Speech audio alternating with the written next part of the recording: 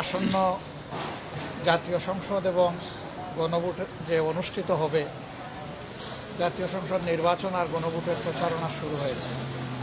সরকারের আগেই গণভোটের প্রচারণা শুরু করেছেন, কিন্তু আরপিওকে সম্মান করতে গিয়ে আমরা ওরকম প্রকাশ্য প্রচারণায় আমরা সামিল হইনি। আমরা যে বার্তাটা আপনাদের মাধ্যমে দিতে চাই প্রিয় দেশবাসীকে, বাংলাদেশ চূড়াবালিতে হারিয়ে গিয়েছিল গত 54 বছর। দেশের লাভ যে কিছুই হয় নাই তা আমরা বলবো না, কিন্তু লাভের চেয়ে ক্ষতি হয়েছে অনেক বেশি। বিশেষ করে দেশের সবগুলা সাংবিধানিক গণতান্ত্রিক প্রতিষ্ঠানকে ধ্বংস করা হয়েছে এবং জাতির ঘাড়ে বিপুল পরিমাণ ঋণের বোঝা রেখে যাওয়া হয়েছে। ব্যাংক ব্যবস্থাপনা, আর্থিক, আপনাকেই বলছি, ইন্স্যুরেন্স করলে সিটিতে সুরক্ষা পাবেন নিশ্চিত। প্রতিষ্ঠানগুলো সম্পূর্ণ ধ্বংসের দ্বার প্রান্তে পৌঁছে দেওয়া হয়েছে। আগামীতে যারাই সরকারে আসবেন, আমরা আসি বা অন্যরা আসুন, এটি একটা বিশাল চ্যালেঞ্জ। এর পাশাপাশি আমাদের বিপুল সংখ্যক শিক্ষিত যুব সমাজ এখনও বেকারত্বে ভুগছে দারুণভাবে। এগুলো আমাদের মোকাবিলা করতে হবে। কর্মক্ষেত্রে এখনও কর্মীবান্ধব পরিবেশ অনেক জায়গায় নিশ্চিত হয়নি। বিশেষ করে চলাফেরায় এবং কর্মস্থলে মা বোনদের জন্য এখনও আমাদের সমাজ কোনো নিরাপত্তা বিধান করতে পারেনি। এই সব চ্যালেঞ্জগুলো আমাদের সামনে আছে। এই প্রেক্ষাপটে আমাদের জাতীয় সংসদ নির্বাচন অনুষ্ঠিত হচ্ছে।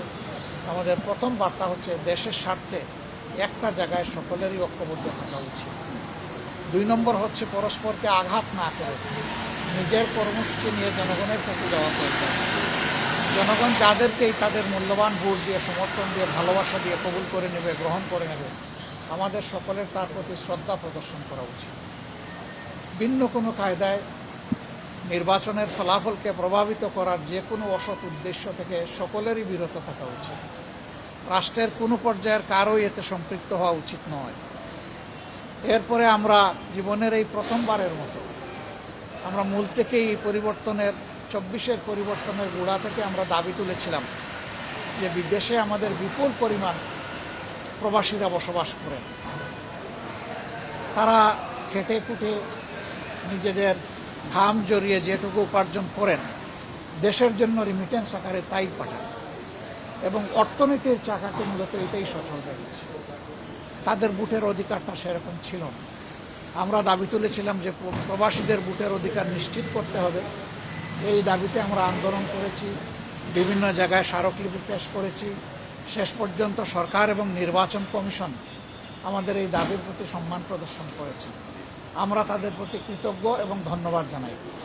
ইতিমধ্যে পোস্টাল ব্যালট যাওয়া শুরু হয়েছে, কিন্তু বেশ কিছু জায়গায় এখনও ব্যালট পৌঁছায়নি। সময় একেবারেই ঘনিয়ে এসেছে।